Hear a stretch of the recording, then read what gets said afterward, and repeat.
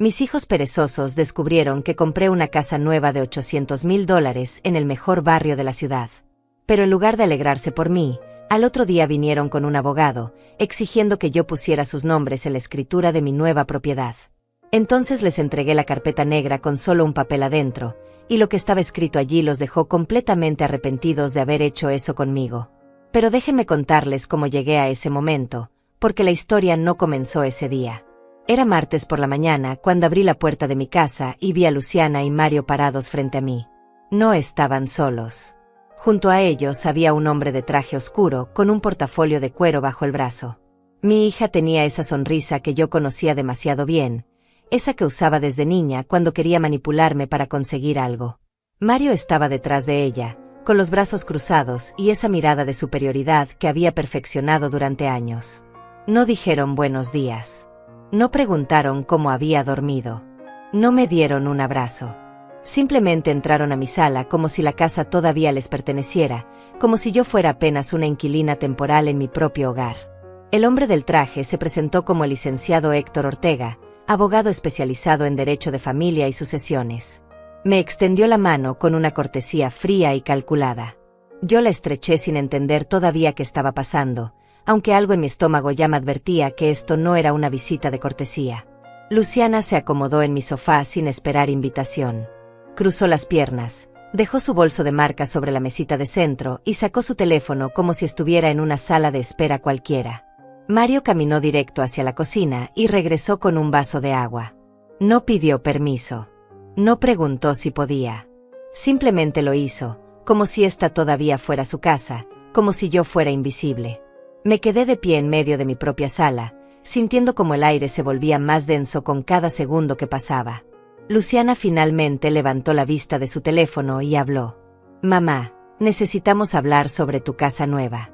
Su voz sonaba suave, casi maternal, pero yo podía escuchar el acero que había debajo de cada palabra. Me senté despacio en el sillón individual, el único espacio que quedaba disponible. El abogado abrió su portafolio y sacó algunos documentos.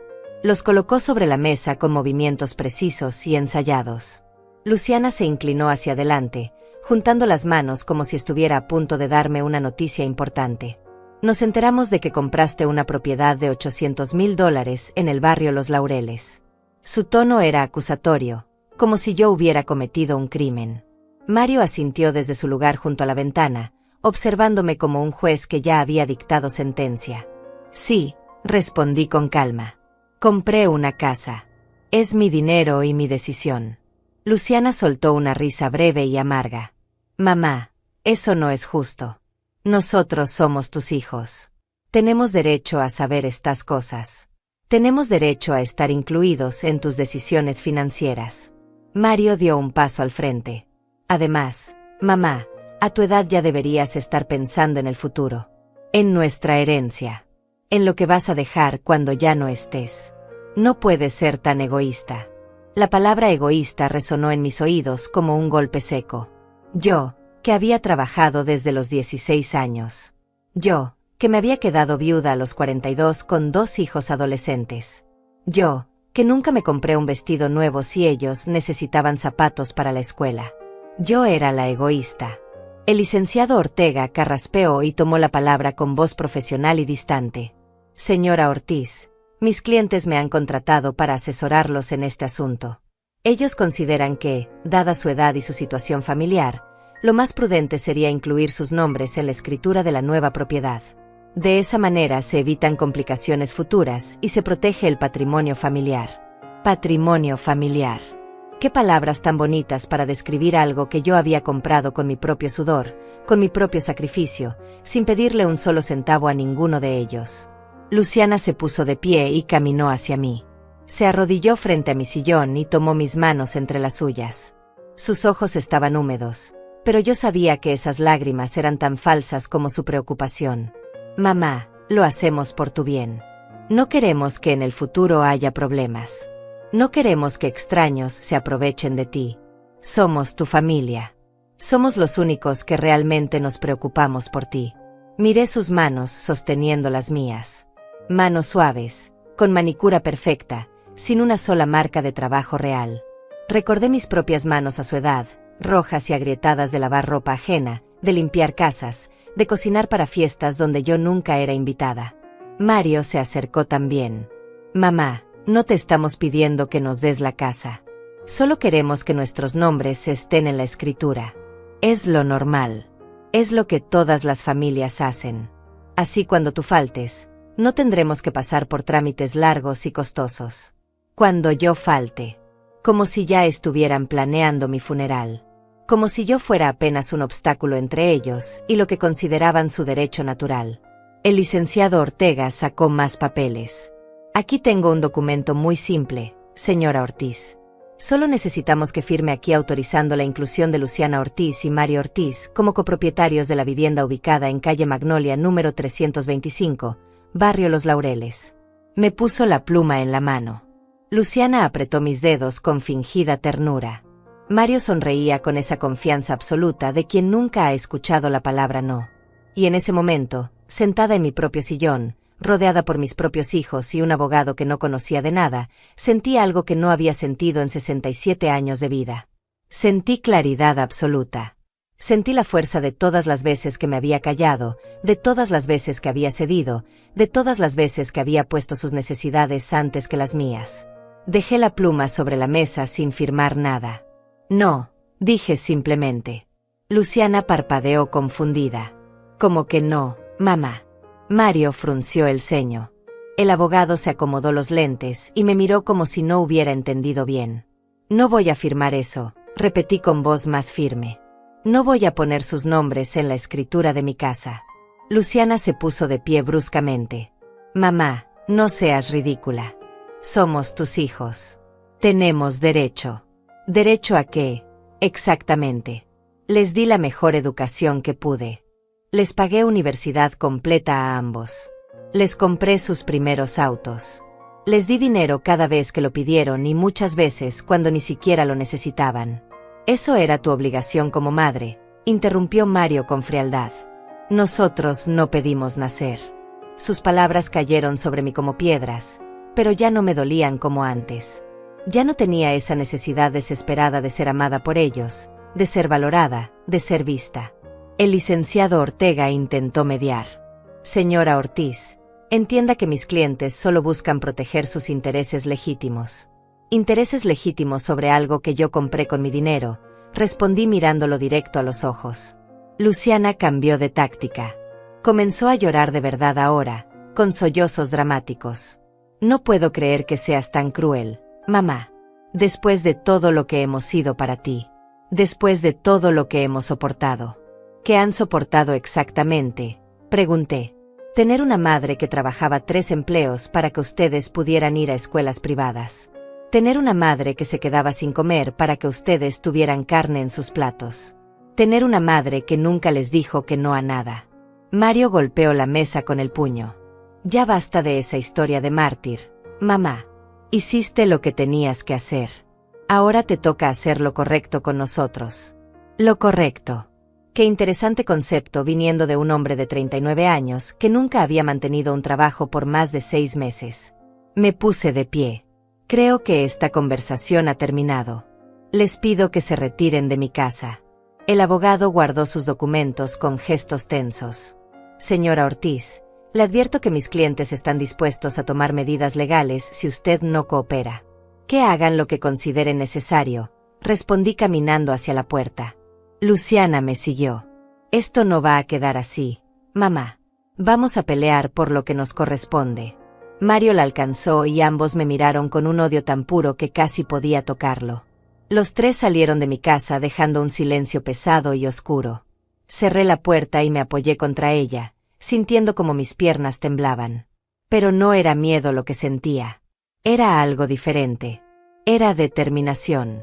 Porque ellos no sabían algo fundamental. Ellos no sabían que yo había estado preparándome para este momento durante los últimos 3 años. Ellos no sabían lo que contenía la carpeta negra que guardaba en mi habitación.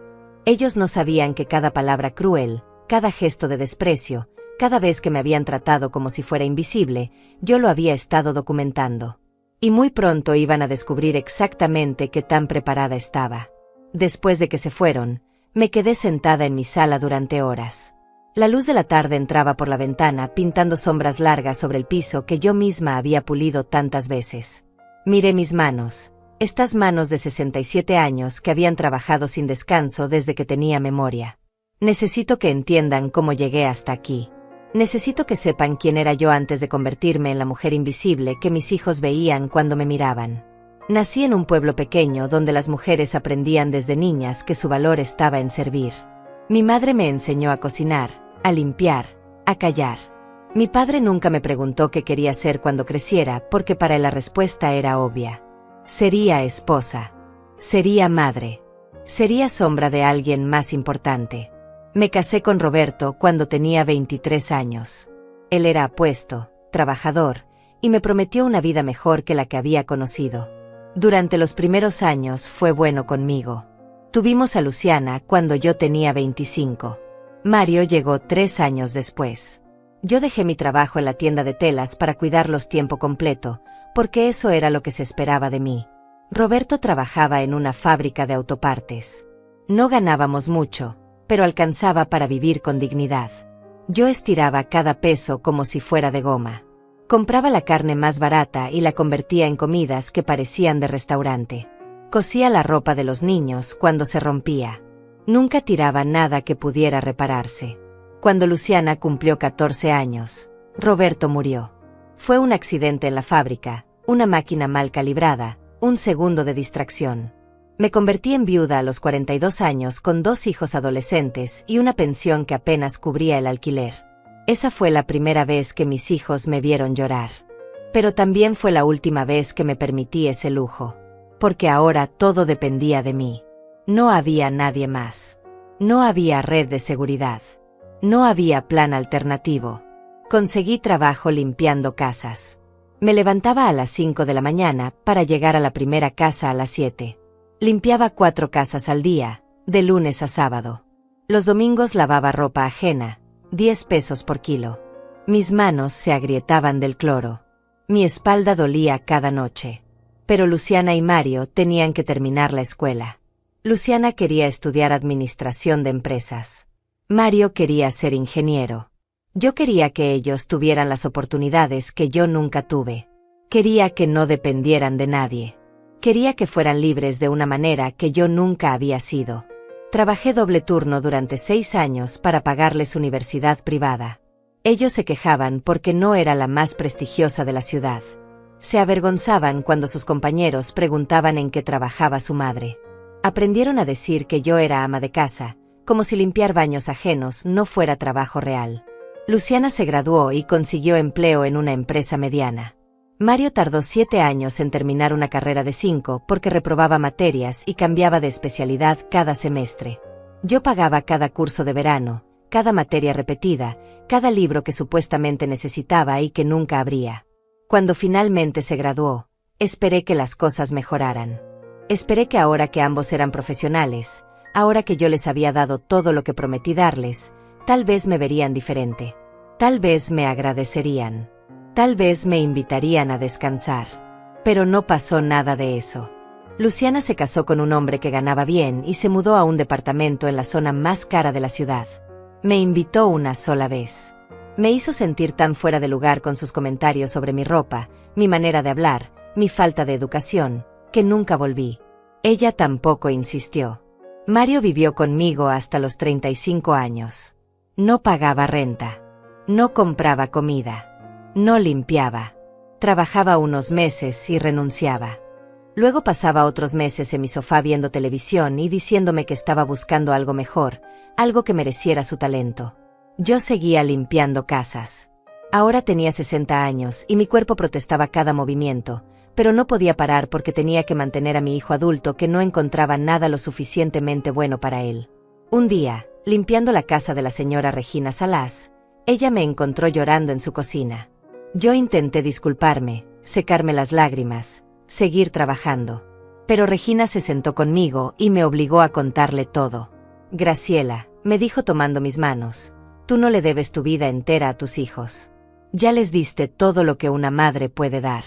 Ahora tienes que pensar en ti. Pero ellos me necesitan, respondí con la voz quebrada. No, me corrigió ella con firmeza. Ellos te usan. Hay una diferencia enorme. Regina tenía 64 años y era viuda como yo. Pero ella había tomado decisiones diferentes. Cuando sus hijos crecieron, ella vendió su casa grande y compró un departamento pequeño. Invirtió el resto del dinero. Viajaba 2 veces al año. Tenía amigas. Tenía vida propia. Me ofreció ayudarme. Me llevó con un asesor financiero que era amigo suyo. Ese hombre, el señor Jaime Meneses, revisó mi situación con paciencia. Me explicó que a pesar de ganar poco, yo había sido muy disciplinada. Nunca me había endeudado. Siempre pagaba todo a tiempo. Tenía un historial crediticio perfecto. Me mostró algo que yo no sabía. Durante todos esos años limpiando casas, yo había estado pagando seguridad social. Tenía derecho a una pensión decente. Y además, la casa donde vivía con Mario, esa casa que yo había estado alquilando durante 25 años, estaba en venta. El dueño quería jubilarse y mudarse al campo. Podría comprarla, me dijo Jaime. Con un crédito pequeño y su pensión como garantía, esa casa podría ser suya. Yo no lo podía creer. Tener algo mío. Algo que nadie pudiera quitarme. Tardé 6 meses en juntar el coraje para hacerlo. Pero finalmente firmé los papeles. La casa era mía. Por primera vez en 63 años, yo tenía algo con mi nombre en la escritura. Mario se enojó cuando se enteró. Pensó que yo debería haber puesto su nombre también. Pensó que tenía derecho automático porque vivía allí. Discutimos feo. Él me dijo cosas horribles. Me llamó egoísta, mala madre, vieja amargada. Esa noche empaqué sus cosas y le pedí que se fuera. Se fue maldiciendo, portazo mediante, jurando que nunca me perdonaría. Luciana llamó al día siguiente para gritarme por teléfono. ¿Cómo podía echar a mi propio hijo a la calle? ¿Qué clase de madre era yo? Ninguna de ellos preguntó dónde iba a vivir Mario. Ninguna le ofreció quedarse con ella. Luciana tenía 3 habitaciones vacías en su departamento lujoso, pero Mario terminó rentando un cuarto en una pensión barata. Durante 2 años no supe nada de mis hijos. 2 años de silencio absoluto. No llamaron en mi cumpleaños. No llamaron en Navidad. No llamaron cuando me enfermé de neumonía y pasé una semana en el hospital. Fue Regina quien me cuidó. Fue Regina quien pagó mis medicinas cuando mi pensión no alcanzó. Fue Regina quien me enseñó que familia no es solo sangre. Familia es quien aparece cuando todo se derrumba. En esos 2 años descubrí algo maravilloso. Descubrí el silencio sin culpa. Descubrí que se sentía no tener que justificar cada peso que gastaba. Descubrí que podía comprarme un vestido nuevo sin que nadie me hiciera sentir mal por ello. Empecé a ahorrar en serio. Cada mes guardaba una parte de mi pensión. Dejé de limpiar casas porque mi espalda ya no resistía, pero encontré trabajo cuidando a una señora mayor 3 veces por semana. Era menos pesado y pagaba casi igual. El asesor Jaime me ayudó a invertir mis ahorros de manera inteligente. Nada arriesgado. Nada complicado. Solo inversiones seguras que crecían despacio pero constante. Y entonces, hace 6 meses, pasó algo inesperado. La señora que yo cuidaba murió y me dejó dinero en su testamento. $200,000. Ella no tenía familia y en su carta explicó que yo había sido más hija para ella en 2 años que muchos en toda una vida. Lloré cuando el abogado me leyó esa carta. Lloré por la bondad de una extraña que me había visto cuando mi propia sangre me hacía invisible. Con ese dinero, más mis ahorros, más un crédito que Jaime me ayudó a conseguir, compré la casa de $800,000. No porque la necesitara. Mi casa actual era suficiente para mí. La compré porque podía. Porque quise. Porque era mía. Y fue Regina quien sin querer les contó a mis hijos. Ella los encontró en el supermercado y mencionó lo orgullosa que estaba de mí. Mencionó la casa nueva. Mencionó el barrio exclusivo. 24 horas después, Luciana y Mario estaban en mi puerta con un abogado. Ahora, sentada en mi sala vacía, entendí algo con claridad absoluta. Ellos no habían vuelto por amor. Habían vuelto por dinero. Y esta vez, yo estaba lista para ellos. Me levanté y caminé hacia mi habitación. Del fondo del armario saqué la carpeta negra. La abrí y revisé su contenido una vez más. documentos, fotografías, grabaciones, testimonios. 3 años de preparación silenciosa. Sonreí por primera vez en todo el día. Que vinieran con sus abogados. Que vinieran con sus amenazas. Que vinieran con su sentido de derecho sobre mi vida. Yo también tenía algo que mostrarles. Los días siguientes fueron de silencio tenso. Yo sabía que Luciana y Mario no se quedarían quietos. Los conocía demasiado bien. Habían probado la vía del chantaje emocional y había fallado. Ahora vendrían con algo más fuerte. No me equivoqué. El viernes por la tarde, mientras regaba las plantas de mi jardín, un auto negro se estacionó frente a mi casa. Reconocí el vehículo de inmediato. Era el de Luciana. Ella bajó con lentes oscuros y ropa cara, caminando con esos tacones que hacían ruido contra el pavimento como pequeños martillos. Mario venía detrás, hablando por teléfono, actuando importante como siempre. Pero esta vez no estaban solos. Con ellos venía una mujer que no conocía. Calculé que tendría unos 50 años, traje sastre gris, cabello recogido en un moño perfecto, y una expresión que podría congelar el infierno. Dejé la regadera y caminé hacia la entrada. No iba a dejarlos pasar tan fácilmente esta vez. «Mamá, necesitamos hablar», anunció Luciana quitándose los lentes. Su voz sonaba cansada, como si ella fuera la víctima en toda esta situación. «Ya hablamos el martes», respondí cruzando los brazos. Dije todo lo que tenía que decir. La mujer del traje dio un paso adelante. «Señora Ortiz, soy la licenciada Paola Dainais, especialista en Derecho Familiar y Protección de Adultos Mayores. Sus hijos me han contratado porque están genuinamente preocupados por su bienestar. Protección de adultos mayores». Las palabras sonaron como una amenaza disfrazada de cuidado. «No necesito protección», dije mirándola directamente. «Estoy perfectamente bien». Paola sacó una carpeta de su portafolio. «Señora Ortiz, sus hijos me han informado sobre ciertas decisiones financieras que usted ha tomado recientemente. Compras impulsivas de propiedades costosas a su edad pueden ser indicativo de deterioro cognitivo o influencia indebida de terceros». Me quedé tan sorprendida que casi me río. Deterioro cognitivo. Porque una mujer de 67 años no podía tomar decisiones financieras sin que hubiera algo mal con su cabeza. Mario se acercó con expresión preocupada que no me engañó ni por un segundo. «Mamá, solo queremos cuidarte. Sabemos que esa señora Regina ha estado metiéndose en tu vida. Tal vez te está manipulando. A tu edad es fácil ser engañada». «Regina no me manipula», respondí sintiendo como la rabia crecía en mi pecho. «Regina es mi amiga. Algo que ustedes nunca han sido». Luciana soltó un suspiro dramático. «¿Ves? Licenciada. Así nos habla. Nos trata como si fuéramos enemigos cuando solo queremos protegerla». La abogada asintió tomando notas. «Señora Ortiz, sus hijos están considerando iniciar un proceso legal para establecer una curatela. Eso significa que un juez evaluaría su capacidad para manejar sus propios asuntos. Una curatela. Querían declararme incapaz. Querían quitarme el control sobre mi propia vida, sobre mi propio dinero, sobre todo lo que había trabajado para conseguir. Ustedes no pueden hacer eso», dije aunque mi voz tembló ligeramente. Paola me miró con algo que podría haber pasado por lástima. «Señora Ortiz, cuando hay evidencia de que un adulto mayor está tomando decisiones que ponen en riesgo su patrimonio, la familia tiene derecho y obligación de intervenir. Gastar $800,000 en una propiedad innecesaria a los 67 años, alejarse de su familia, aislarse con amistades nuevas, todo eso son señales de alerta. No me estoy aislando. Me estoy liberando», respondí con toda la firmeza que pude reunir. Mario sacó su teléfono y comenzó a mostrarle fotos a la abogada. «Mire, licenciada, esta es la casa donde vivía mi madre. Simple pero digna. Y esta es la casa que compró.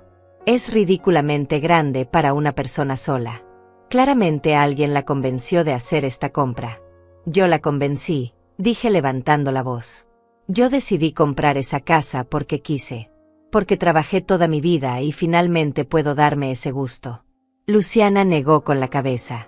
«Mamá, tú nunca has sido así. Siempre fuiste ahorrativa, sensata. Esto no es normal en ti. Por eso estamos preocupados». Tal vez no me conocen tan bien como creen, respondí. La abogada cerró su carpeta. Señora Ortiz, mis clientes me han pedido que intente resolver esto de manera amistosa antes de proceder legalmente. Si usted accede a incluir los nombres de Luciana y Mario en la escritura de la nueva propiedad, ellos estarían dispuestos a olvidar todo este asunto de la curatela. Ahí estaba. El verdadero motivo detrás de toda esta farsa. No les importaba mi bienestar. No les importaba mi salud mental. Solo querían la casa. ¿Y si me niego? Pregunté aunque ya conocía la respuesta. Entonces procederemos con la evaluación legal, respondió Paola con voz neutra. Se solicitará un peritaje psicológico, se revisarán todas sus transacciones financieras recientes, y un juez determinará si usted está en condiciones de manejar su propio patrimonio. Mario se acercó más. Mamá, no tiene que ser así. Solo firma los papeles y todo vuelve a la normalidad. Seguirás viviendo en tu casa, seguirás haciendo lo que quieras.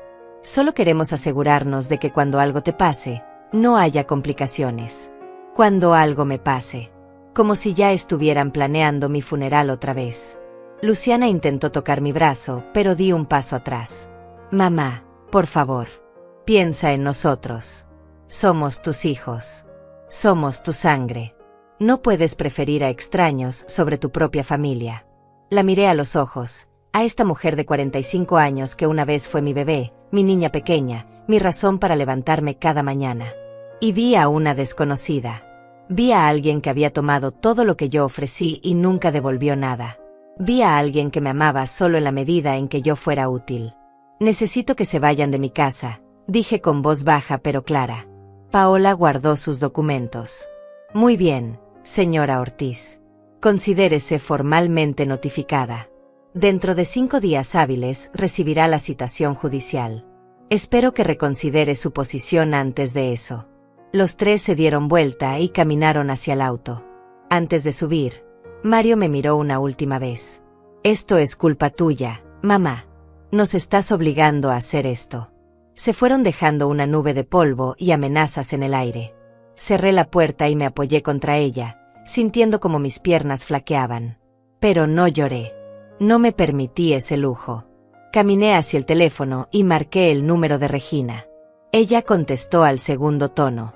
Regina, necesito ayuda, dije simplemente. Voy para allá, respondió sin hacer preguntas. 20 minutos después estaba en mi sala. Le conté todo mientras ella escuchaba con expresión cada vez más seria. Cuando terminé, ella tomó mi mano. Graciela, esos hijos tuyos están jugando sucio. Pero tú tienes algo que ellos no saben que tienes. La carpeta negra, dije asintiendo. Exacto. Pero necesitas ayuda legal profesional. Necesitas a alguien que esté de tu lado. Sacó su teléfono y llamó a alguien. Jaime, soy Regina. Necesito que vengas a la casa de Graciela ahora mismo. Es urgente. El señor Jaime Meneses llegó 1 hora después.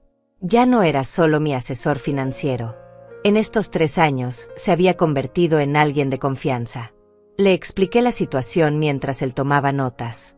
Esto es acoso e intento de fraude encubierto, dijo finalmente. Están usando el sistema legal para intimidarte y obligarte a ceder tu propiedad. Pero se van a llevar una sorpresa. Abrí la carpeta negra sobre la mesa. Jaime comenzó a revisar los documentos uno por uno. Con cada página que pasaba, su expresión se volvía más seria y también más satisfecha. Graciela, esto es oro puro, dijo después de revisar todo. Tienes documentación de 3 años de negligencia, abandono, extorsión emocional y ahora intento de fraude. Más importante aún, tienes esto. Señaló un documento específico. Yo lo conocía bien. Era una renuncia firmada por Luciana y Mario hace 3 años, cuando me enfermé de neumonía y estuve hospitalizada. Ellos se negaron a hacerse cargo de mí. El hospital necesitaba a un familiar responsable y ambos firmaron documentos rechazando esa responsabilidad. Dijeron que no podían cuidarme, que no tenían tiempo ni recursos.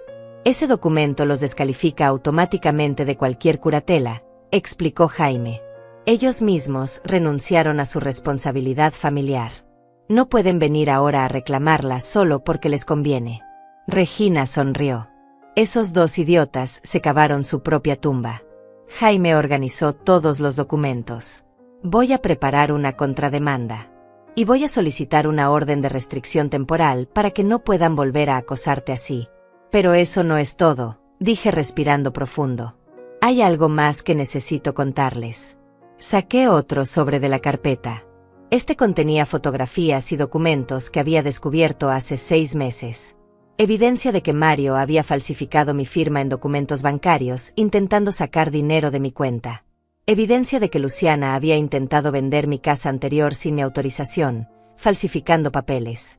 Ambos intentos habían fallado porque el banco y la notaría me contactaron para verificar. Pero yo guardé toda la evidencia. Cada correo. Cada documento falsificado. Cada intento. Jaime miró los papeles con incredulidad. Graciela, esto es intento de fraude. Esto es un delito penal. Lo sé, respondí. Por eso lo guardé. Porque sabía que algún día lo intentarían de nuevo. Regina me abrazó. Eres más fuerte de lo que ellos jamás imaginaron. Jaime empezó a hacer llamadas. Contactó a colegas, pidió favores, movió hilos. Para cuando se fue esa noche, ya teníamos un plan completo. Luciana y Mario querían guerra. Pensaban que yo era una anciana indefensa a quien podían asustar con abogados y amenazas legales. No sabían con quién se estaban metiendo. No sabían que yo había pasado 3 años preparándome para exactamente este momento. No sabían que la mujer que limpiaba pisos también había aprendido a leer contratos, a documentar abusos, a protegerse. Me fui a dormir esa noche más tranquila de lo que había estado en días. La carpeta negra descansaba sobre mi mesa, lista para ser abierta ante quien hiciera falta. Y en 5 días, cuando llegara esa citación judicial, yo estaría más que preparada para responder. Los 5 días pasaron más rápido de lo que esperaba. Durante ese tiempo, Jaime trabajó sin descanso preparando nuestra defensa. Regina venía cada tarde a hacerme compañía y asegurarse de que yo estuviera bien. Por primera vez en mucho tiempo, no me sentía sola. El miércoles por la mañana llegó la citación judicial tal como habían prometido. Un hombre uniformado tocó mi puerta y me entregó un sobremanila grueso. Firmé de recibido con mano firme. Él me miró con algo parecido a la lástima, probablemente pensando que era otra anciana siendo arrastrada a los tribunales por familia codiciosa. Si tan solo supiera. Abrí el sobre en mi mesa de comedor. El lenguaje legal era complicado, lleno de palabras técnicas que costaba entender, pero la esencia era clara. Luciana Ortiz y Mario Ortiz solicitaban que se evaluara mi capacidad mental para manejar mis propios asuntos. Alegaban deterioro cognitivo, susceptibilidad a manipulación externa y comportamiento financiero errático. Había una fecha de audiencia preliminar. 10 días a partir de ese momento. También había una lista de evidencias que ellos planeaban presentar. Testimonios de vecinos que supuestamente me habían visto confundida. Registros de mi compra reciente calificándola de impulsiva e irracional.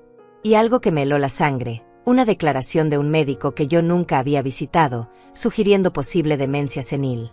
Llamé a Jaime inmediatamente. Ya lo sé, dijo antes de que yo pudiera hablar. Me llegó copia esta mañana. Ese médico es un fraude que trabaja para abogados sin escrúpulos. Hace diagnósticos sin ver pacientes a cambio de dinero. Ya presenté una queja formal ante el colegio médico. Pero pueden usar eso en mi contra, dije sintiendo un nudo en el estómago. No si nosotros presentamos evidencia real primero. Tengo programada una evaluación completa para ti mañana con la doctora Alma Ortega, una neuropsicóloga de prestigio. Ella hará pruebas exhaustivas y certificará que estás en pleno uso de tus facultades. Esa noche casi no dormí. No por miedo exactamente, sino por rabia. Rabia de que mis propios hijos estuvieran dispuestos a difamarme, a destruir mi reputación, a inventar enfermedades que no tenía, todo por dinero. La evaluación con la doctora Ortega duró 4 horas. Me hizo pruebas de memoria, razonamiento lógico, comprensión verbal, análisis numérico. Me preguntó sobre mi historia, mis decisiones recientes, mis planes futuros. Fue exhaustivo y agotador. Al final, ella sonrió. Señora Ortiz, usted está más lúcida que muchas personas de 40 años que veo en mi consulta. Su memoria es excelente, su razonamiento es claro, y sus decisiones financieras muestran planeación cuidadosa, no impulsividad. Voy a certificar eso por escrito. Sentí un peso enorme salir de mis hombros. Gracias, doctora. Ella tomó mi mano. He visto muchos casos como el suyo. Hijos adultos que esperan heredar y se impacientan. Es más común de lo que la gente piensa. No permita que la hagan sentir mal por cuidar de usted misma. Con el certificado médico en mano, Jaime fortaleció nuestra contrademanda. Pero él tenía algo más planeado, algo que me explicó en su oficina 2 días antes de la audiencia. Graciela, vamos a hacer algo que ellos no esperan. Vamos a tomar la ofensiva. Me mostró documentos que había preparado. Una demanda formal contra Luciana y Mario por intento de fraude, falsificación de documentos y extorsión. Toda la evidencia que yo había recolectado durante 3 años, ahora organizada en un expediente legal formal. Pero hay algo más que necesito, dijo mirándome seriamente. Necesito que traigas la carpeta negra a la audiencia preliminar. La carpeta negra. Mi as bajo la manga. Van a querer negociar cuando vean lo que tenemos, continuó Jaime. Pero antes de mostrar todo nuestro arsenal, quiero ver sus caras cuando comprendan que no estás indefensa. Asentí. La carpeta estará conmigo. El día de la audiencia preliminar amaneció gris y frío. Me vestí con mi mejor ropa, un traje sencillo pero digno que Regina me había ayudado a escoger. Nada ostentoso, nada que me hiciera ver como si estuviera gastando dinero irresponsablemente. Solo una mujer mayor, presentable y serena. Regina insistió en acompañarme. Jaime nos recogió a ambas y fuimos juntos al juzgado. Durante el trayecto, repasamos el plan una vez más. Déjame hablar a mí, recordó Jaime. Si el juez te hace preguntas directas, responde con calma y claridad. No te dejes provocar por nada que Luciana o Mario digan. En el estacionamiento del juzgado vi el auto de Luciana. Ella y Mario ya estaban allí, junto a la licenciada Paola Dainais y el primer abogado, Héctor Ortega. Los 4 hablaban en grupo, seguros de sí mismos, probablemente celebrando anticipadamente su victoria. Cuando me vieron bajar del auto con Jaime y Regina, sus expresiones cambiaron. Sorpresa primero, luego molestia. No esperaban que yo trajera representación legal seria. Entramos al edificio en silencio. El pasillo olía a papel viejo y desinfectante. Nuestros pasos resonaban contra el piso de mármol desgastado. Nos sentamos en bancas de madera dura a esperar nuestro turno. Luciana y Mario se sentaron al otro lado del pasillo. Podía sentir sus miradas, pero no volteé a verlos. Mantuve la vista al frente, la espalda recta, las manos sobre mi regazo sosteniendo la carpeta negra. Mamá, escuché la voz de Mario. Todavía puedes arreglar esto. Solo habla con nosotros. No respondí. Jaime había sido claro, 0 comunicación con ellos fuera de la sala de audiencias. Señora Ortiz, intentó la licenciada Paola. Como abogada, le aconsejo que considere un acuerdo. Los procesos legales son costosos y desgastantes. ¿Para qué pasar por todo esto? Mi abogado responderá cualquier propuesta formal en el momento apropiado, dije sin mirarla. Regina apretó mi mano dándome fuerza. Finalmente nos llamaron. Entramos a una sala pequeña con una mesa larga y sillas a cada lado. No era un tribunal formal todavía, solo una audiencia preliminar ante un mediador judicial. Un hombre de unos 60 años con lentes gruesos y expresión de haber visto todo en la vida. Buenos días, comenzó. Soy el mediador Alberto Salas. Estoy aquí para escuchar ambas partes y determinar si este caso procede a juicio formal o si puede resolverse mediante acuerdo. Por favor, tomen asiento.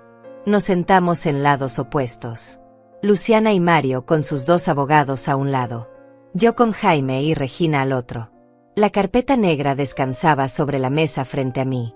El mediador revisó los documentos. Tenemos aquí una solicitud de curatela por parte de los hijos, Luciana Ortiz y Mario Ortiz, alegando incapacidad de su madre Graciela Ortiz para manejar sus asuntos. También tengo una contrademanda del abogado Jaime Meneses alegando acoso y extorsión. Esto es inusual. Señor mediador, comenzó Paola Dainais. Mis clientes son hijos preocupados por el bienestar de su madre. Ella ha tomado decisiones financieras cuestionables recientemente, incluyendo la compra impulsiva de una propiedad de $800,000 que no necesita. Creemos que está siendo influenciada por terceros con intereses económicos. Jaime levantó una ceja. ¿Terceros con intereses económicos? ¿Se refiere a mí o a la señora Regina Salas? Me refiero a cualquiera que se esté aprovechando de una mujer vulnerable, respondió Paola. Regina comenzó a levantarse indignada, pero Jaime le hizo un gesto para que se calmara. Señor mediador, permítame presentar evidencia, dijo Jaime sacando documentos de su portafolio. Este es un certificado de evaluación neuropsicológica completa realizado hace 3 días por la doctora Alma Ortega, profesional certificada con 30 años de experiencia. Confirma que la señora Graciela Ortiz está en pleno uso de sus facultades mentales, con capacidad cognitiva superior al promedio para su edad. Le entregó el documento al mediador, quien lo leyó con atención. También tengo aquí, continuó Jaime, el historial financiero completo de mi clienta durante los últimos 5 años. Como verá, ella ha mantenido un patrón consistente de ahorro e inversión inteligente. La compra de la propiedad no fue impulsiva. Fue planeada durante 18 meses, con asesoría profesional, y financiada mediante una combinación de ahorros personales, herencia legítima y un crédito hipotecario que ella califica perfectamente para pagar. Héctor Ortega, el primer abogado, intervino. Eso no cambia el hecho de que una mujer de 67 años no necesita una casa de $800,000. Es un gasto irracional. El mediador lo miró por encima de sus lentes. Letrado, ¿desde cuándo es irracional que alguien compre una propiedad con su propio dinero, bien asesorado y dentro de sus posibilidades? Luciana no pudo contenerse más. Es nuestra herencia. Está despilfarrando nuestro futuro. El silencio que siguió fue absoluto. Hasta sus propios abogados se quedaron helados. Luciana acababa de revelar el verdadero motivo detrás de todo. El mediador la miró fijamente. Señorita Ortiz, ¿acaba usted de sugerir que su madre no tiene derecho a usar su propio dinero porque usted lo considera su herencia? Luciana se dio cuenta de su error demasiado tarde. Yo no quise decir eso. Es que creo que dijo exactamente lo que quiso decir, interrumpió Jaime. Y ese es el núcleo de este caso. Mis clientes no están preocupados por el bienestar de su madre. Están preocupados por su acceso a la fortuna de ella. Mario intentó recuperar el control. Eso no es cierto. Amamos a nuestra madre. ¿De verdad?, preguntó Jaime con voz peligrosamente suave. Entonces dígame, señor Ortiz, ¿cuándo fue la última vez que visitó a su madre antes de enterarse de la compra de la casa? Mario abrió la boca, pero no salió nada. Se lo diré yo, continuó Jaime. Hace 2 años y medio.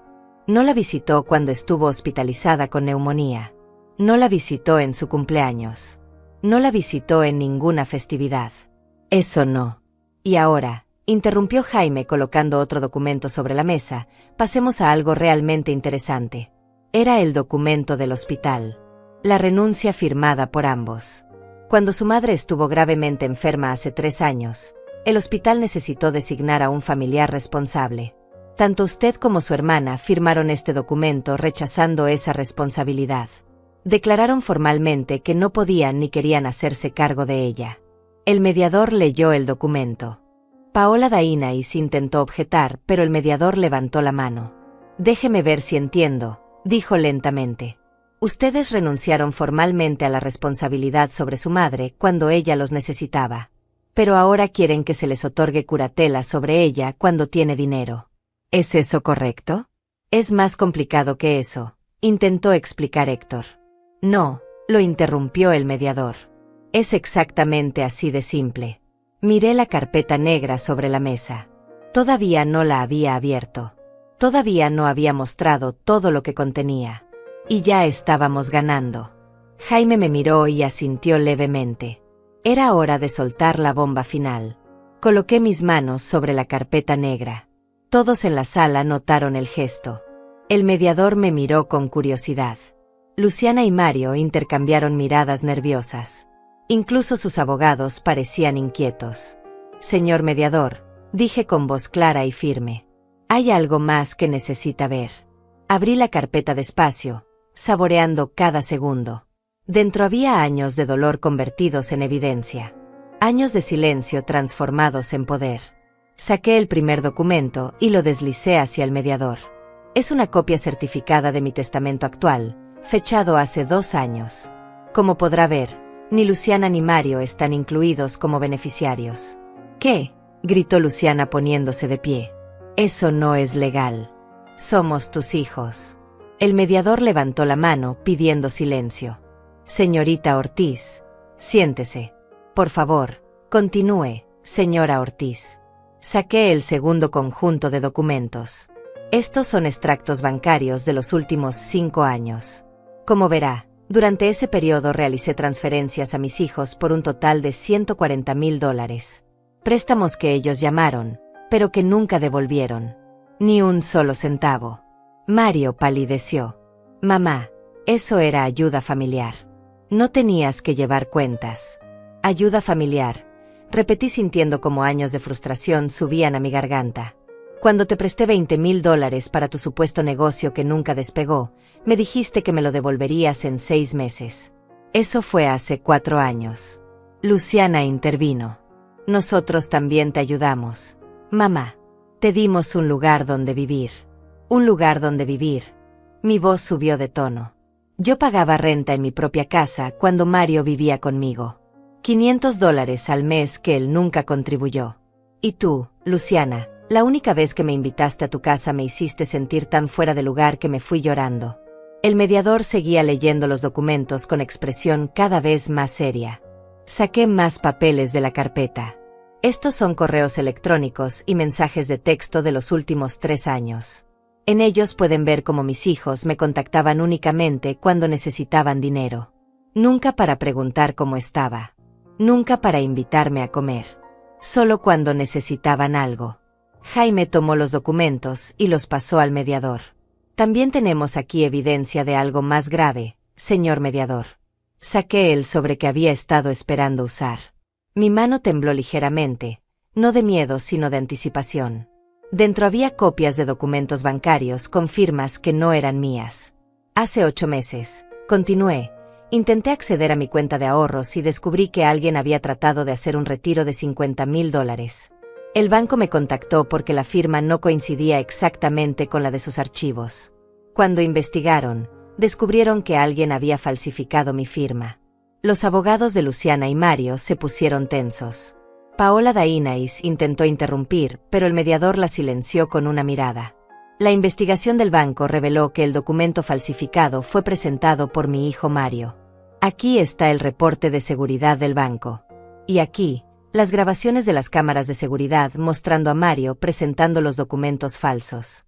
Mario se puso blanco como papel. Eso fue un malentendido. Pensé que tenía tu autorización. ¿Un malentendido?, preguntó Jaime con voz helada. ¿Falsificar la firma de su madre es un malentendido? Pero hay más. Continué sintiendo una calma extraña. Hace 1 año, fui contactada por una notaría preguntándome si realmente quería vender mi casa anterior. Alguien había iniciado trámites de venta sin mi conocimiento. Esa persona era mi hija Luciana. Mentira, gritó Luciana. Yo nunca haría eso. Saqué más documentos. Aquí está la denuncia que presenté ante la notaría. Aquí están los documentos falsificados con mi supuesta firma autorizando la venta. Y aquí, señor mediador, está el peritaje caligráfico que confirma que esa firma no es mía. También está el registro de llamadas de Luciana a la notaría haciéndose pasar por mí. El silencio en la sala era tan denso que se podía cortar. Los abogados de mis hijos parecían estar en shock. Héctor Ortega revisaba frenéticamente sus propios documentos como si buscara una salida. Paola Dainais había cerrado su portafolio y parecía estar calculando cómo distanciarse de sus clientes. El mediador se quitó los lentes y los limpió lentamente. Su expresión era indescifrable. Señora Ortiz, ¿está usted diciéndome que sus hijos intentaron robarle mediante fraude en 2 ocasiones separadas? Sí, señor. Y tengo evidencia documentada de ambos intentos. El banco decidió no proceder legalmente porque yo no quise presentar cargos en ese momento. La notaría tampoco procedió porque detuvimos el fraude a tiempo. Pero conservé toda la evidencia porque sabía que algún día la necesitaría. Jaime se puso de pie. Señor mediador, como puede ver, este no es un caso de hijos preocupados por una madre vulnerable. Este es un caso de hijos adultos con un patrón documentado de intentos de fraude que, al ver frustrados sus esfuerzos ilegales, ahora intentan usar el sistema legal para conseguir lo que no pudieron robar. Paola Dainais finalmente habló. Señor mediador, yo no tenía conocimiento de ninguna de estas acusaciones. Mis clientes me dijeron que su madre estaba siendo manipulada. Porque es lo que ellos querían que usted creyera, respondió Jaime. Pero la evidencia cuenta otra historia. El mediador miró a Luciana y Mario. Él tenía ese tipo de mirada que solo dan años de ver lo peor de la naturaleza humana en salas de justicia. ¿Tienen algo que decir en su defensa? Mario intentó hablar, pero su voz salió como un susurro. Mamá, nosotros solo necesitábamos el dinero. Tú no lo estabas usando. Pero era mío, dije sintiendo lágrimas que me negaba a derramar. Era el resultado de 67 años de trabajo. De sacrificio. De levantarme cada día cuando mi cuerpo rogaba por descanso. Y ustedes creyeron que tenían derecho a tomarlo porque sí. Luciana intentó un último ataque. Tú nos debes, mamá. Nos criaste. Esa era tu obligación, pero también nos debes por todos esos años. ¿Qué les debo?, repetí incrédula. Les di educación universitaria que me costó años de trabajo extra. Les di cada centavo que me pidieron. Les di un hogar, comida, ropa. Les di todo y ustedes me dieron 2 años de silencio cuando más sola estaba. Saqué otro documento de la carpeta. Esta es una carta que les escribí hace 1 año y medio cuando salí del hospital después de la neumonía. Nunca la envié porque sabía que no la leerían. En ella les contaba lo asustada que estaba, lo sola que me sentí, como no tener a nadie en ese hospital fue lo más doloroso de toda la enfermedad. Mi voz se quebró ligeramente, pero continué. Regina era una vecina en ese entonces. Ella fue quien me visitó todos los días. Ella fue quien pagó medicinas que yo no podía costear. Ella fue más familia en 2 semanas que ustedes en toda la vida. Regina me tomó la mano sobre la mesa. El mediador observaba todo con expresión grave. Señor mediador, intervino Jaime. Mi clienta no solo está defendiéndose de una curatela injusta. Está preparada para presentar cargos formales por intento de fraude y falsificación de documentos contra ambos hijos. Tenemos toda la evidencia necesaria. Solo hemos esperado para darles una oportunidad de retractarse y desistir de esta farsa. Héctor Ortega y Paola Dainais se miraron entre ellos. Claramente no habían firmado para defender criminales. Paola habló primero. Señor mediador, solicito un receso para consultar con mis clientes. Denegado, respondió el mediador con firmeza. Creo que ya he escuchado suficiente. Y creo que estos jóvenes necesitan escuchar algo muy claro. Se puso de pie y todos hicimos lo mismo. Mario Ortiz, Luciana Ortiz, lo que han intentado hacer aquí hoy es una perversión del sistema legal. Usar la protección de adultos mayores como herramienta de extorsión es despreciable. Pero intentar hacerlo contra una madre que claramente está más capacitada mentalmente que ustedes es patético. Luciana intentó protestar, pero el mediador continuó. He revisado la evidencia presentada. La señora Graciela Ortiz está en pleno uso de sus facultades. Sus decisiones financieras son racionales y bien planeadas. La solicitud de curatela queda denegada completamente. Mamá, por favor, suplicó Mario. No hagas esto. Lo miré a los ojos. Yo no hice nada. Ustedes hicieron todo esto. Yo solo me estoy defendiendo. El mediador volvió a hablar.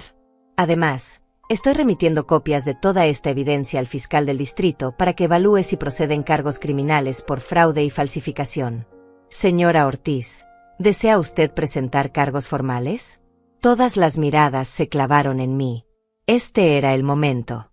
El momento de decidir si quería justicia completa o si todavía había algo de madre en mí dispuesta a perdonar. Miré a Luciana con sus ojos llenos de lágrimas de cocodrilo. Miré a Mario con su expresión de víctima incomprendida. Y supe la respuesta. Sí, dije con voz firme. Deseo presentar cargos formales contra ambos. Luciana se derrumbó en su silla. Mario se puso pálido. Sus abogados comenzaron a guardar sus cosas rápidamente, claramente queriendo distanciarse del desastre. El mediador firmó varios documentos. Esta audiencia ha concluido. Los acusados serán notificados formalmente de los cargos en su contra. Les sugiero que consigan buenos abogados penalistas porque los van a necesitar. Salimos de esa sala en silencio. En el pasillo, Regina me abrazó fuerte. Lo hiciste, Graciela. Realmente lo hiciste. Jaime sonreía con satisfacción profesional. Eso fue perfecto. La evidencia fue devastadora. Pero yo no sentía triunfo todavía. Sentía un vacío extraño. Había esperado este momento durante tanto tiempo y ahora que había llegado, me sentía extrañamente tranquila. Detrás de nosotros escuché los pasos apresurados de Luciana y Mario saliendo del edificio. No volteé a verlos. No había nada más que decir. La carpeta negra descansaba bajo mi brazo. Ya había cumplido su propósito. Pero la historia no había terminado aún. Todavía faltaba el acto final. Los días siguientes fueron extraños. Esperaba sentirme aliviada después de la audiencia, pero en cambio sentía una mezcla de emociones que no podía nombrar. Había ganado la batalla legal, había expuesto a mis hijos, había protegido mi patrimonio. Pero también había perdido algo que nunca recuperaría. Jaime me llamó 3 días después de la audiencia preliminar. Graciela, necesito que vengas a mi oficina. Han pasado cosas. Llegué esa tarde con Regina. Jaime tenía documentos esparcidos sobre su escritorio y una expresión que no podía descifrar completamente. Había algo de satisfacción, pero también preocupación. Siéntense, dijo señalando las sillas frente a su escritorio. Tengo noticias buenas y noticias que van a enojarlas. Empecemos con las malas, dije preparándome. El fiscal revisó la evidencia que presentamos y decidió proceder con los cargos. Eso es bueno. Pero durante la investigación descubrieron algo más. Jaime sacó un folder nuevo. Luciana y Mario no solo intentaron defraudarte a ti, también falsificaron documentos para obtener un crédito usando tu casa como garantía sin tu conocimiento. Me quedé helada. ¿Qué? Hace aproximadamente 1 año, continuó Jaime, ellos dos se asociaron y presentaron documentos ante un banco privado solicitando un préstamo de $200,000.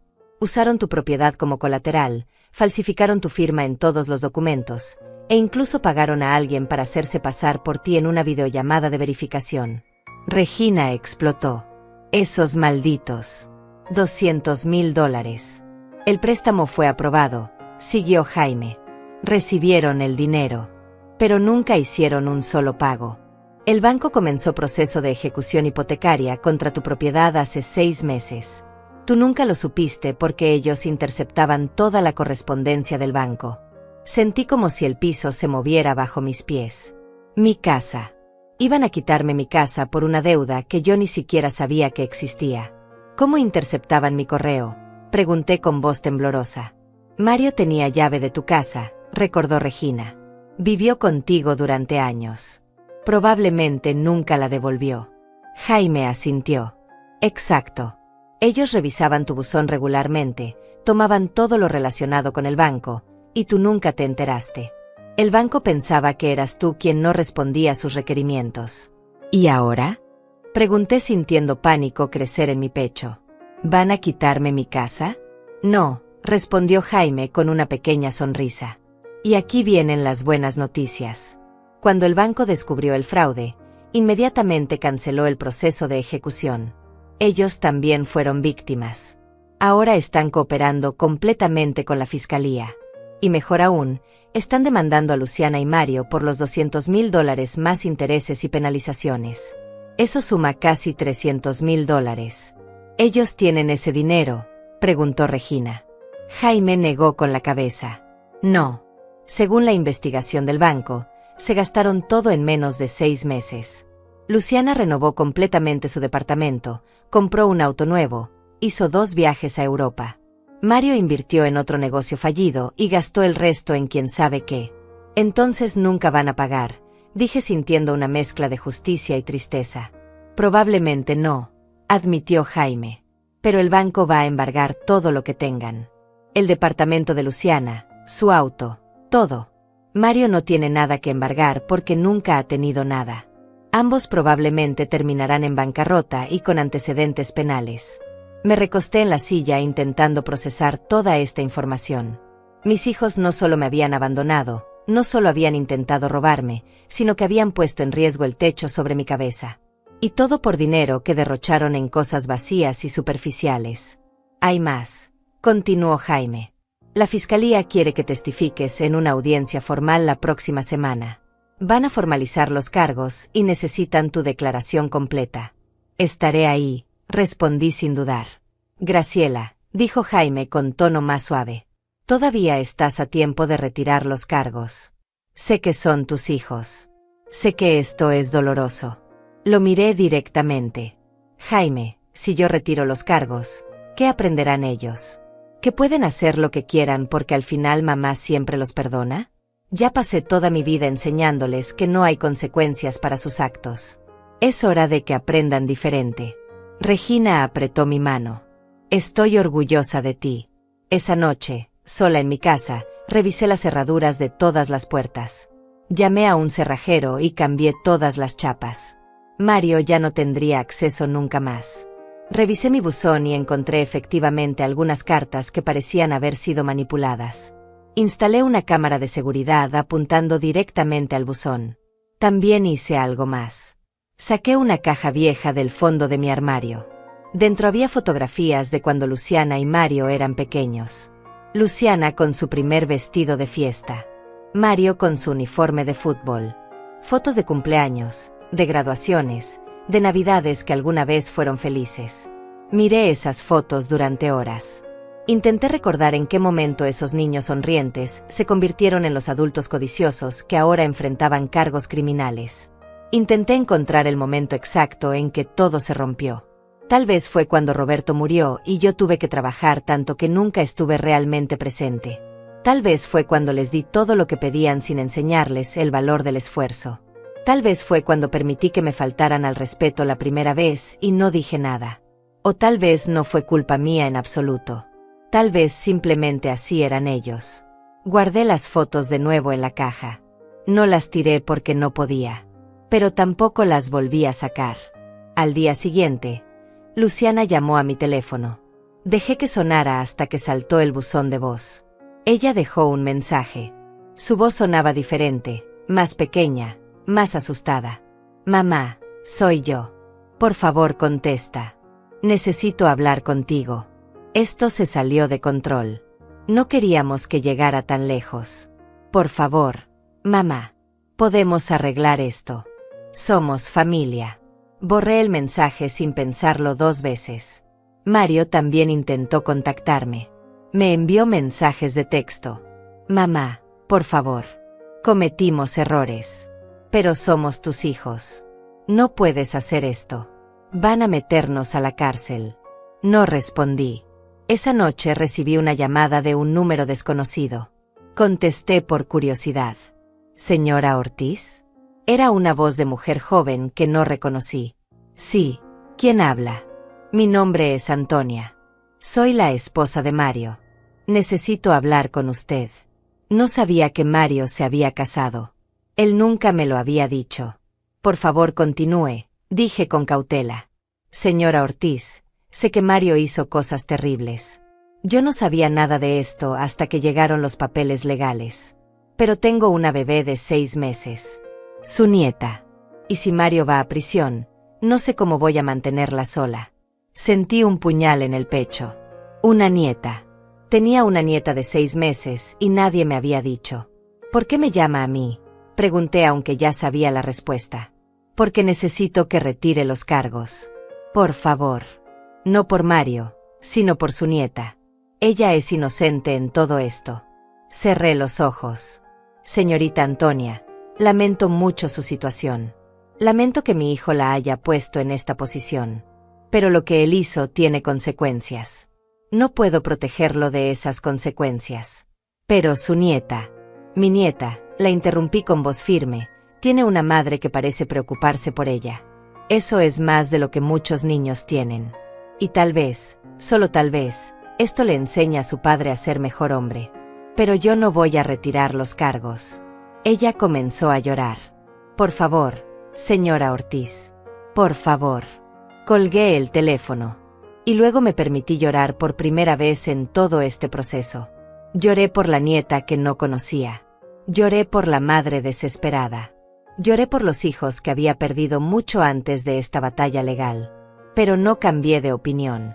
Regina llegó 1 hora después. Me había enviado un mensaje diciendo que iba en camino. Nos sentamos en mi sala con té caliente. ¿Supiste?, preguntó ella. ¿Que tengo una nieta? Sí. Mario se casó y tuvo una bebé y ni siquiera se molestó en decirme. Regina negó con la cabeza. No puedo creer la crueldad de ese muchacho. Su esposa me llamó, le conté. Me pidió que retirara los cargos por la bebé. ¿Y qué le dijiste? Que no. Regina me abrazó. Sé que duele, pero estás haciendo lo correcto. ¿Lo estoy?, pregunté con voz quebrada. Tengo una nieta que crecerá sin conocerme. Igual que yo crecí sin sus padres en mi vida. Tú no causaste esto, Graciela. Ellos lo hicieron. Y esa bebé tiene una madre. Tiene oportunidad de estar mejor que su padre. Pasamos el resto de la noche en silencio compartido. El tipo de silencio que solo pueden compartir dos mujeres que han sobrevivido demasiado. Al día siguiente llegó una carta certificada. Era de los abogados de Luciana y Mario. Una oferta de acuerdo. Ellos se declaraban culpables de cargos menores a cambio de que yo retirara la demanda principal. Pagarían restitución en cuotas. Harían servicio comunitario. Pero no irían a prisión. Llamé a Jaime y le leí la carta. ¿Qué quieres hacer?, preguntó él. ¿Tú qué me aconsejas? Como abogado, te digo que un acuerdo garantiza algo de restitución y evita un juicio largo. Como amigo, te digo que hagas lo que te deje dormir en paz por las noches. Pensé en la bebé que no conocía. Pensé en Antonia llorando por teléfono. Pensé en mis hijos que alguna vez fueron niños inocentes. Pero también pensé en 67 años de poner a todos antes que a mí. 67 años de ceder, de perdonar, de olvidar. No, dije finalmente. No acepto el acuerdo. Que el fiscal proceda con todos los cargos. ¿Estás segura? Más segura de lo que he estado en toda mi vida. Jaime suspiró. Está bien. Les informaré a los abogados. Colgué el teléfono y miré por la ventana. El jardín necesitaba trabajo. Las flores estaban descuidadas. Había maleza creciendo entre las piedras. Era hora de comenzar a cuidar de mí misma con la misma dedicación que había cuidado de otros toda mi vida. Tomé mis herramientas de jardín y salí al sol. Mientras arrancaba la maleza, sentí algo parecido a la paz. La tormenta no había terminado. Pero yo estaba firme en medio de ella. La semana antes de la audiencia formal pasó en una extraña calma. Había rechazado el acuerdo y ahora todo seguiría su curso legal. Jaime me había explicado que el proceso podría tomar meses, pero que con la evidencia que teníamos, el resultado era casi seguro. Yo había tomado una decisión y me mantendría firme. Pero eso no significaba que fuera fácil. El lunes por la mañana, mientras preparaba café, escuché un auto estacionarse frente a mi casa. Miré por la ventana y vi un vehículo oficial. 2 personas bajaron, una mujer de mediana edad con portafolio y un hombre uniformado. Tocaron a mi puerta con golpes firmes y profesionales. Abrí con cautela, manteniendo la cadena de seguridad puesta. «Señora Graciela Ortiz», preguntó la mujer mostrando una identificación. «Soy la trabajadora social Valeria Meneses y él es el oficial Marco Salas. Venimos de parte de la Fiscalía del Distrito». Los dejé pasar después de verificar sus credenciales. Nos sentamos en la sala y Valeria sacó algunos documentos. «Señora Ortiz, estamos aquí porque el caso contra sus hijos ha escalado. El fiscal ha decidido tratarlo como fraude agravado y asociación delictiva. Eso significa que las consecuencias son más serias de lo que inicialmente se pensaba». Asentí sin decir nada. El oficial Marco habló con voz grave, pero no un kind. «También estamos investigando si hubo más víctimas. Su caso no es aislado. Hemos descubierto que Mario Ortiz tiene un patrón de fraudes menores en los últimos 5 años. Pequeñas estafas que nunca se reportaron formalmente. No me sorprendió. Mario siempre había tenido facilidad para convencer a la gente, para hacer promesas que nunca cumplía. Ahora sabía que no era solo irresponsabilidad, era un patrón deliberado».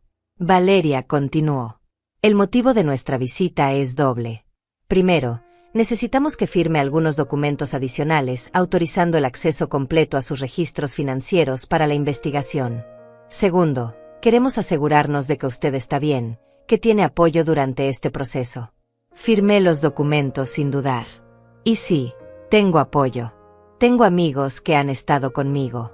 ¿Familia?, preguntó Valeria.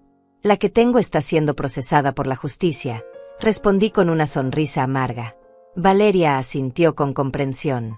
Ella había visto esto antes. Podía notarse en sus ojos. He trabajado muchos casos de abuso familiar y financiero contra adultos mayores. Más de los que la gente imagina.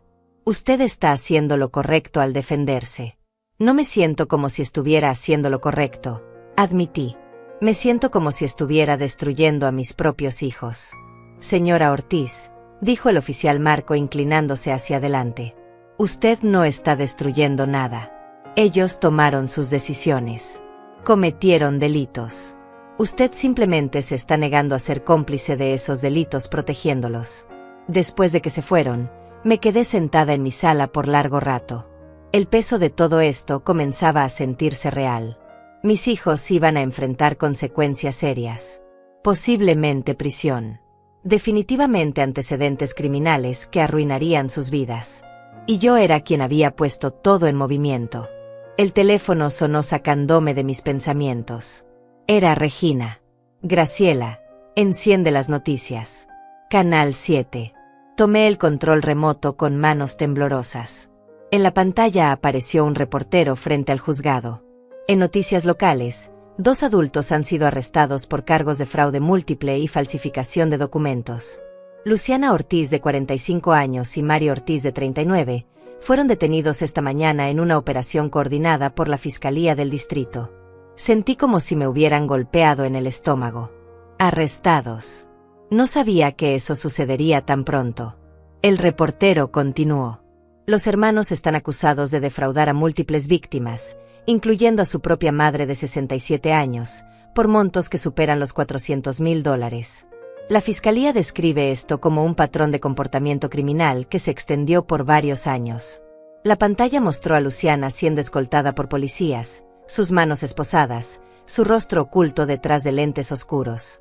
Luego Mario, con la cabeza baja, entrando a un vehículo policial. Mi bebé. Mi niño.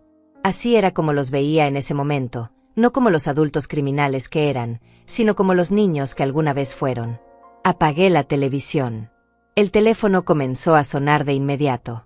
Números desconocidos. Probablemente reporteros. No contesté ninguno. Regina llegó 30 minutos después. Me encontró sentada en el mismo lugar, mirando la pantalla negra del televisor. Graciela, dijo suavemente. Los arrestaron, susurré. Los esposaron como criminales comunes. Porque cometieron crímenes, Graciela. No comunes, sino graves. Son mis hijos, Regina. Los cargué en mi vientre. Los amamanté. Les enseñé a caminar. Y ellos eligieron usar esas piernas para caminar por el camino equivocado. Tú no hiciste eso. Ellos lo hicieron. El timbre sonó. Regina fue a abrir. Era Jaime con una expresión seria. Graciela, necesito hablar contigo, dijo sentándose. La fiscalía movió rápido porque descubrieron algo más. Mario estaba planeando huir del país. Tenía boletos de avión comprados para esta noche. Por eso ordenaron los arrestos inmediatos. Huir, repetí incrédula. ¿Iba a dejar a su esposa y su bebé? Aparentemente sí, confirmó Jaime. Su esposa, Antonia, fue quien alertó a las autoridades. Encontró los boletos y documentos falsos que Mario había preparado. Solo había un boleto. Solo para él. Hasta el final, Mario solo pensaba en sí mismo. La audiencia de fianza es mañana, continuó Jaime. La fiscalía va a argumentar que ambos son riesgo de fuga. Probablemente permanecerán detenidos hasta el juicio. ¿Cuánto tiempo?, pregunté. Si no consiguen fianza, podrían estar 3 o 4 meses en prisión preventiva hasta que haya juicio. Después, si son declarados culpables, podrían ser entre 2 y 7 años dependiendo de todos los cargos. Cerré los ojos. Años. Mis hijos pasarían años en prisión. Graciela, dijo Jaime con tono suave. Todavía puedes hablar con el fiscal. Todavía puedes pedir clemencia. No para que se retiren los cargos. Eso ya no es posible con las otras víctimas involucradas. Pero podrías pedir que consideren sentencias reducidas. Lo pensé. Realmente lo pensé. Pero entonces recordé la llamada de Antonia llorando. Recordé que Mario iba a abandonar a su propia hija. Recordé los $200,000 que arriesgaron mi casa. Recordé cada vez que me hicieron sentir invisible, inútil, descartable. No, dije finalmente. Que la justicia siga su curso. Al día siguiente fue la audiencia de fianza. Jaime me advirtió que no tenía que ir, que era solo un procedimiento. Pero sentí que debía estar ahí. Regina insistió en acompañarme. Llegamos temprano y nos sentamos en las bancas del fondo. La sala se llenó rápidamente. Reconocí a Antonia sentada del otro lado, cargando a una bebé pequeña. Mi nieta. La niña tenía los ojos de Mario, la misma forma de la cara. Sentí un dolor físico en el pecho. Luciana y Mario fueron traídos esposados, vestidos con uniformes de prisión. Se veían demacrados, asustados, pequeños. Luciana me vio y sus ojos se llenaron de lágrimas. Movió los labios formando la palabra mamá, pero no emitió sonido. Aparté la mirada. El juez entró y comenzó la audiencia. El fiscal presentó su caso. Riesgo de fuga demostrado por los boletos de avión de Mario. Múltiples víctimas. Evidencia sólida de premeditación. Solicitaba que permanecieran detenidos sin fianza. Los abogados defensores, nuevos porque Héctor y Paola se habían retirado del caso, argumentaron que ambos tenían raíces en la comunidad, que Luciana tenía un departamento y trabajo, que Mario tenía familia. El juez escuchó todo con expresión neutra. Finalmente habló. Considerando la gravedad de los cargos, el patrón de comportamiento criminal y el riesgo de fuga demostrado, niego la fianza para Mario Ortiz. En el caso de Luciana Ortiz, establezco fianza en $200,000. $200,000. La misma cantidad que habían robado. Luciana no tenía ese dinero. Su departamento estaba embargado por el banco. No podría pagar. Ambos permanecerían en prisión hasta el juicio. Luciana se derrumbó llorando. Mario miraba al frente con expresión vacía. Los guardias lo sacaron de la sala. Antonia se acercó a mí en el pasillo. Cargaba a la bebé contra su pecho. Señora Ortiz, dijo con voz cansada. Solo quiero que sepa que voy a divorciarme de Mario. No quiero que mi hija crezca pensando que este tipo de comportamiento es normal. Hizo una pausa. También quiero disculparme por llamarla esa noche. No era mi lugar pedirle que protegiera a Mario. Usted tiene razón. Él tiene que enfrentar las consecuencias. La miré a los ojos. Esta mujer joven que había sido engañada por mi hijo. ¿Cómo se llama la bebé?, pregunté suavemente. Camila, respondió ella. Camila Ortiz. Es un nombre hermoso, dije. Y luego, sin pensarlo, agregué, cuando todo esto termine, si alguna vez necesitas algo, aquí está mi número. Le di mi tarjeta. Ella la tomó con sorpresa. ¿Por qué haría eso por mí? Soy la esposa del hombre que intentó robarle. Eres la madre de mi nieta, respondí. Y no tienes la culpa de las decisiones de Mario. Si alguna vez Camila quiere conocer a su abuela, mi puerta estará abierta. Antonia comenzó a llorar. Gracias, señora Ortiz. Gracias. Ella se fue con la bebé. Regina me abrazó. Eso fue hermoso, Graciela. No lo sé, dije honestamente. Tal vez estoy siendo tonta otra vez. No, dijo Regina con firmeza. Estás siendo humana. Hay una diferencia entre poner límites y cerrar completamente tu corazón. Tú estás poniendo límites con tus hijos. Pero esa bebé es inocente. Esa noche, sola en casa, pensé mucho en todo lo que había pasado. En una semana, mi vida había cambiado completamente. Mis hijos estaban en prisión. Yo había testificado contra ellos. Había conocido a mi nieta. Había ofrecido ayuda a la mujer que mi hijo había abandonado. Y extrañamente, a pesar de todo el dolor, me sentía más en paz que en años.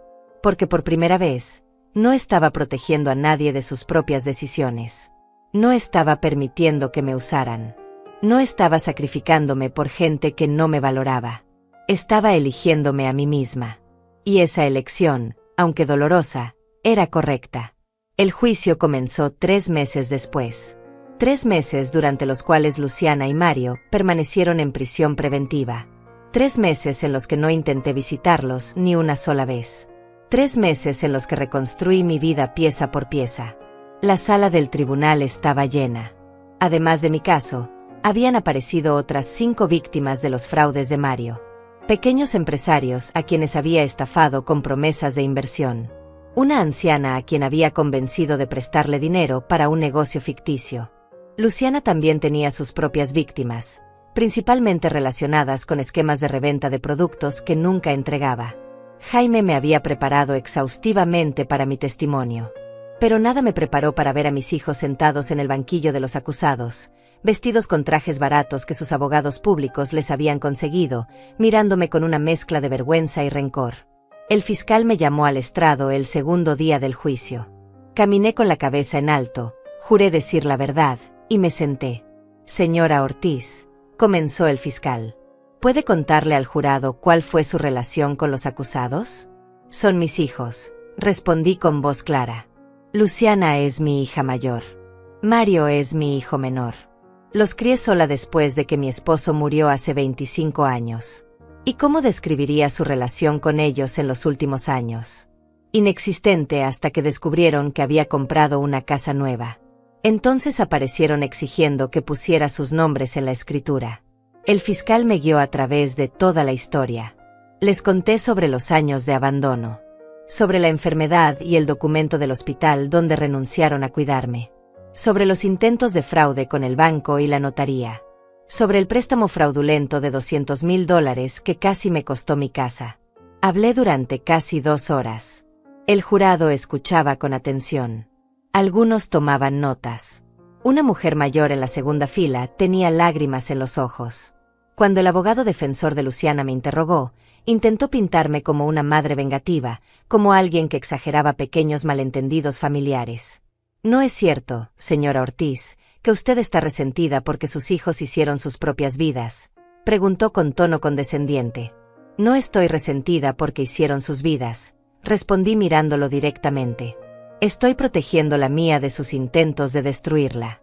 El abogado de Mario intentó un enfoque diferente. Señora Ortiz, ¿no le parece cruel enviar a sus propios hijos a prisión? ¿Le parece cruel que ellos intentaran dejarme sin techo falsificando documentos? Respondí. ¿Le parece cruel que me abandonaran cuando estuve grave en un hospital? Yo no los envié a prisión. Ellos se enviaron solos con sus decisiones. El testimonio más impactante vino de una testigo sorpresa que el fiscal presentó el tercer día. Una mujer de 72 años llamada Alma Ortega, que resultó ser una prima lejana de mi difunto esposo Roberto. Conocí a Graciela cuando ella tenía 25 años, testificó Alma. Vi cómo trabajó hasta el agotamiento para darles a esos dos todo lo que necesitaban. Vi cómo la trataron durante años como si fuera su sirvienta personal en lugar de su madre. ¿Y usted presenció alguno de los incidentes que se mencionan en este caso?, preguntó el fiscal.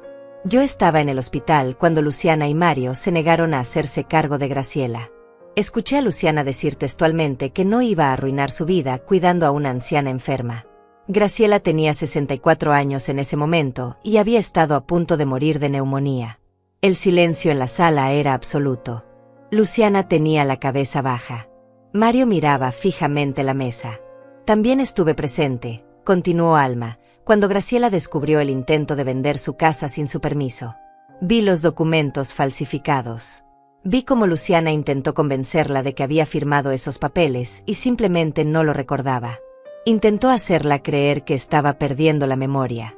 El juicio duró 2 semanas completas. Desfilaron testigos, se presentaron documentos, se mostraron evidencias. Los bancos confirmaron los fraudes. La notaría confirmó la falsificación. Las otras víctimas contaron sus historias. Luciana y Mario apenas testificaron en su propia defensa. Sus abogados habían aconsejado silencio porque cada vez que abrían la boca, empeoraban su situación. El día de los alegatos finales, el fiscal resumió todo con claridad devastadora. Este no es un caso de malentendidos familiares. Es un caso de dos individuos que sistemáticamente explotaron, manipularon y defraudaron a múltiples víctimas, incluyendo a su propia madre. La evidencia es abrumadora. La premeditación es clara. La justicia exige que enfrenten las consecuencias completas de sus actos. Los abogados defensores hicieron lo que pudieron, pero no había mucho que argumentar contra montañas de evidencia documental y testimonios consistentes. El jurado se retiró a deliberar. Regina y yo esperamos en el pasillo. Jaime paseaba nervioso, aunque decía estar seguro del resultado. Tardaron apenas 4 horas. Tiempo récord para un caso así, comentó Jaime. Es buena señal. Volvimos a entrar a la sala. El jurado regresó. El juez pidió el veredicto. En el caso del Estado contra Mario Ortiz, ¿cómo encuentra el jurado al acusado? Culpable de todos los cargos, respondió el portavoz del jurado. En el caso del Estado contra Luciana Ortiz, culpable de todos los cargos. Mario cerró los ojos. Luciana comenzó a llorar. Yo me quedé inmóvil, sintiendo un extraño vacío. El juez anunció que la sentencia se dictaría en 2 semanas. Pero todos sabían lo que venía. Con las condenas por fraude múltiple, falsificación y asociación delictiva, ambos enfrentaban varios años en prisión. Salimos del tribunal en silencio. Afuera, los reporteros esperaban. Me rodearon con micrófonos y cámaras. Señora Ortiz, ¿cómo se siente ahora que sus hijos han sido declarados culpables? Miré a las cámaras. Me siento triste porque llegamos a este punto. Me siento aliviada porque la verdad salió a la luz. Y me siento en paz porque finalmente me defendí. ¿Algún mensaje para sus hijos? Espero que usen este tiempo para reflexionar sobre sus decisiones. Y espero que algún día entiendan que las consecuencias de sus actos no son castigo, sino justicia. Nos alejamos entre el mar de reporteros. Regina me abrazó fuerte. Ya terminó, Graciela. Ya terminó. Pero sabía que no había terminado del todo. Todavía faltaba la sentencia. Todavía faltaba cerrar este capítulo completamente. Y todavía tenía que decidir qué hacer con el resto de mi vida. 2 semanas después regresé al tribunal para la sentencia final. Esta vez fui sola. Regina había ofrecido acompañarme, pero necesitaba hacer esto por mí misma. Necesitaba cerrar este ciclo con mis propias fuerzas. La sala estaba menos llena que durante el juicio. Solo quedaban los directamente involucrados. Vi a Antonia sentada en las bancas del fondo, sin la bebé esta vez. Me saludó con un gesto discreto de la cabeza. Yo respondí igual. El juez entró y todos nos pusimos de pie. Luciana y Mario fueron traídos por última vez. Se veían diferentes después de meses en prisión. Más delgados, más pálidos, más viejos. Luciana había perdido toda esa arrogancia que siempre la había caracterizado. Mario parecía un fantasma de sí mismo. El juez revisó los documentos frente a él. Había leído todo el caso, todas las declaraciones, toda la evidencia. Finalmente habló. Mario Ortiz y Luciana Ortiz han sido declarados culpables de múltiples cargos de fraude, falsificación de documentos y asociación delictiva. He revisado exhaustivamente este caso y debo decir que es uno de los más perturbadores que he visto en mis 20 años como juez. Hizo una pausa. No solo cometieron delitos graves contra múltiples víctimas, sino que lo hicieron contra la persona que más los amó, que más sacrificó por ustedes. Su propia madre. Mario Ortiz, por los cargos en su contra, lo sentenció a 5 años de prisión efectiva, más restitución completa a todas las víctimas identificadas. Luciana Ortiz, por los cargos en su contra, la sentenció a 4 años de prisión efectiva, más restitución completa a todas las víctimas. 5 años. 4 años. Mis hijos pasarían años tras las rejas. Pero el juez no había terminado. Además, ordenó que ambos mantengan orden de restricción permanente respecto a su madre, Graciela Ortiz. No podrán contactarla de ninguna forma sin su consentimiento expreso por escrito. Esta orden permanecerá vigente incluso después de cumplir sus sentencias. Luciana sollozó fuerte. Mario mantuvo la cabeza baja. Los guardias se acercaron para llevárselos. En ese momento, Luciana me miró directamente. «Mamá», dijo con voz quebrada. «Mamá, lo siento. Lo siento mucho. Me quedé en silencio. No tenía palabras para darle. El perdón no era algo que pudiera ofrecer todavía, tal vez nunca. Lo sacaron de la sala. Antonia se acercó a mí en el pasillo. Señora Ortiz, voy a llevar a Camila a visitarlo una vez al mes. No porque lo merezca, sino porque ella tiene derecho a conocer quién es su padre, incluso si es un criminal. Asentí. Es una decisión sabia. Ella vaciló un momento. ¿Puedo traerla a visitarla a usted también? ¿Para que conozca a su abuela? Sentí algo cálido en el pecho. Me encantaría, respondí honestamente. Salí del tribunal por última vez. El sol brillaba con fuerza. Respiré profundo, sintiendo como el peso de meses de tensión finalmente comenzaba a levantarse de mis hombros. Jaime me esperaba afuera. Ya está, Graciela. Oficialmente terminó. Gracias, Jaime, por todo. Él sonrió. Ahora ve a vivir tu vida. Te la ganaste. Y eso fue exactamente lo que hice. Un mes después me mudé a mi casa nueva. La de $800,000 en el barrio Los Laureles. Regina me ayudó con la mudanza. Entre las dos llenamos esa casa enorme con risas, con planes, con esperanza. Convertí una habitación en estudio de costura, retomando un hobby que había abandonado hace décadas. Otra habitación la preparé como cuarto de huéspedes para cuando Antonia trajera a Camila. El jardín lo llené de flores y plantas que cuidaba cada mañana. Regina se mudó a una casa a 3 calles de distancia. Nos veíamos casi todos los días, tomábamos café juntas, caminábamos por el parque, íbamos al cine. Por primera vez en mi vida, tenía tiempo para vivir, no solo para sobrevivir. Antonia cumplió su palabra. Cada 2 semanas traía a Camila a visitarme. La bebé creció ante mis ojos. Sus primeros pasos los dio en mi sala. Su primera palabra fue abuela. Yo me convertí en lo que nunca pude ser con mis propios hijos, una figura presente, amorosa, sin la presión de cargar todo sobre mis hombros. Pasaron los años. Luciana salió de prisión después de 3 años por buena conducta. No intentó contactarme. Escuché por terceros que se había mudado a otra ciudad, que trabajaba en un empleo modesto, que estaba en terapia. Esperaba que encontrara paz, pero no necesitaba ser parte de su vida para que eso sucediera. Mario cumplió su sentencia completa. Antonia se había divorciado mucho antes. Cuando él salió, tampoco intentó buscarme. Camila tenía ya 6 años para entonces y apenas lo recordaba. Ella me llamaba abuela y yo era la única abuela que conocía. En mi 70º cumpleaños, Regina organizó una fiesta en mi jardín. Vinieron las amigas que había hecho en el vecindario, vino Jaime con su esposa, vino Antonia con Camila, vino la doctora Alma que se había convertido en amiga cercana. Mientras cortaba el pastel rodeada de gente que genuinamente me quería, que me valoraba, que elegía estar conmigo no por obligación sino por amor, me di cuenta de algo fundamental. Había pasado 67 años de mi vida creyendo que el amor se demostraba con sacrificio. Creyendo que ser buena madre significaba darle todo a mis hijos sin importar el costo para mí misma. Creyendo que poner límites era egoísmo. Pero estaba equivocada. El amor verdadero incluye respeto. El sacrificio sin reciprocidad no es amor, es explotación. Y cuidar de mí misma no solo no era egoísmo, era necesario para poder ser la mejor versión de mí para quienes realmente me valoraban. Esa noche, después de que todos se fueron, me senté en mi terraza mirando las estrellas.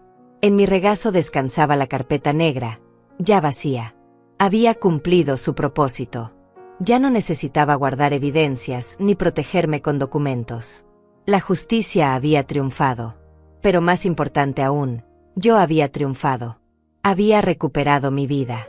Había recuperado mi dignidad. Había recuperado mi voz. Y aunque el camino había sido doloroso, aunque había perdido a mis hijos en el proceso, había ganado algo mucho más valioso. Me había ganado a mí misma. Esa casa de $800,000 no era solo una propiedad. Era el símbolo de mi libertad. Era la prueba de que yo valía, de que merecía cosas buenas, de que mi vida tenía valor más allá de lo que podía dar a otros. Y nadie, nunca más, me haría olvidar eso. Cerré los ojos y sonreí. A los 70 años, finalmente había aprendido la lección más importante de todas. que la familia verdadera no es la que comparte tu sangre, sino la que comparte tu vida con amor, respeto y reciprocidad. Y yo, Graciela Ortiz, tenía una familia hermosa. Una que había elegido y que me había elegido de vuelta. Esta era mi victoria. Esta era mi paz. Este era mi final feliz. Y lo había conseguido siendo finalmente, por primera vez en mi vida, la protagonista de mi propia historia.